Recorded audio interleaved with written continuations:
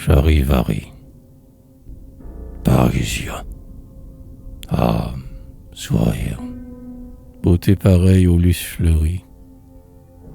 Vous êtes tous, on peut le dire, les amis du Charivari. C'est un révolutionnaire dont nous allons, devoir bien doux, célébrer le cinquantenaire. Ô ciel, mais alors, direz-vous, il est vieux comme Sainte-Thècle. Il a des ans subi l'affront. Ouais, j'en conviens, un demi-siècle, a passé vivant sur son front. Pourtant, sans peur et sans reproche, fidèle au but essentiel, il est jeune comme Gavroche et comme les moineaux du ciel. Marchant toujours, l'on avance, où jamais l'espoir ne finit. Votre pensée est la jouvence, où sans cesse il se rajeunit. Toujours de ses prunelles claires, fixant les cieux d'où vient le jour, il a vos espoirs, vos colères, vos superbes élans d'amour. Voyez sa chevelure blonde, son regard de Suzanne Aubin et son allure vagabonde. Il a l'âge de chérubin. Toujours haïssant le sévice des grands et des petits bourreaux, contre la sottise et le vice, il s'escrime comme un héros. Son sourire que rien ne fane poursuit Turcaret dans son parc, et la flèche d'Aristophane s'envole en sifflant de son arc.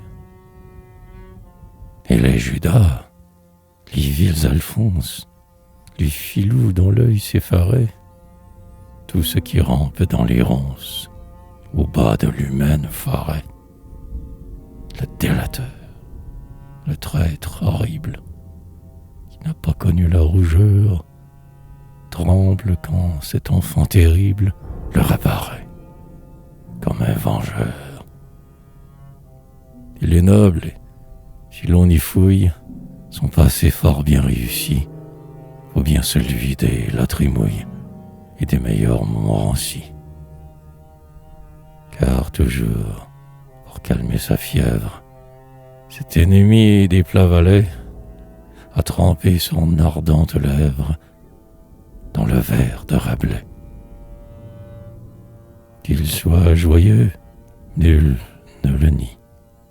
C'est là sa gloire, mais parfois il eut avec lui le génie, ce grand Warwick faiseur de rois.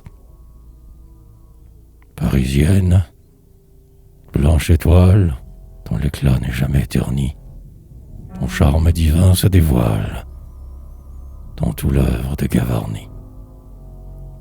Ce symphoniste philosophe a su dérouler les accords de la mystérieuse étoffe sur les lignes de ton beau corps. Et mieux que tous, il a su comme l'émail de tes petites dents, empressé de mordre la pomme, s'enfonce avec amour dedans. Daumier que la satire mène, avec les juvénales frayants, a peint la comédie humaine, ainsi qu'un Balzac effrayant. Et sous un pantalon précaire, ivre de dandysme et d'orgueil, a montré son Robert Macaire avec le bandeau noir sur l'œil. Puis, raillant la sottise plate, vint le guet, l'ingénieux chant, dont la plaisanterie éclate, folle comme un coup de tam-tam. Mais c'est fini des épopées, des cocottes pâles comme eux. Et vite à leur priapé un tas de funèbres gommeux. Leur moisson qui n'était pas grasse, toujours s'appauvrit. Maigrévin a su trouver la triste grâce de tout ce monde maigre et vain. Et nul n'a mieux peint les allures des insidieuses laïs éparpillant leur chevelure, couleur de rose et de maïs. Ici, sous leurs crayons s'allume tout un monde prodigieux. Voilà qui va bien. À la plume, elle a fait aussi de son mieux.